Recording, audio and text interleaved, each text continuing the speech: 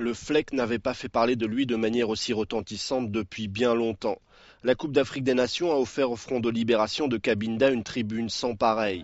Le mitraillage du quart de l'équipe de football togolaise a rappelé au monde entier l'existence de ces rebelles qui militent pour l'indépendance de Cabinda. Cabinda, une province angolaise enclavée entre la République démocratique du Congo et le Congo-Brazzaville. Dans les années 90, pour se faire entendre, le FLEC avait pris plusieurs otages comme ces Portugais enlevés en 2000 et rapidement libérés. Mais depuis quelques années, le mouvement avait de plus en plus de mal à se faire entendre malgré les efforts des expatriés pour défendre la cause à l'étranger. Le territoire du Cabinda fait partie de l'Angola depuis 1975, au moment des accords entre les principaux groupes indépendantistes angolais et l'ancien colon portugais.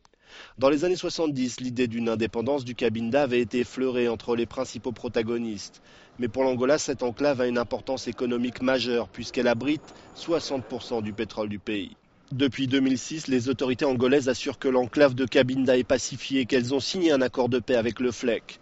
Mais une partie des rebelles continue de nier cet accord et la Coupe d'Afrique des Nations a peut-être donné un second souffle au mouvement indépendantiste de la plus brutale des façons.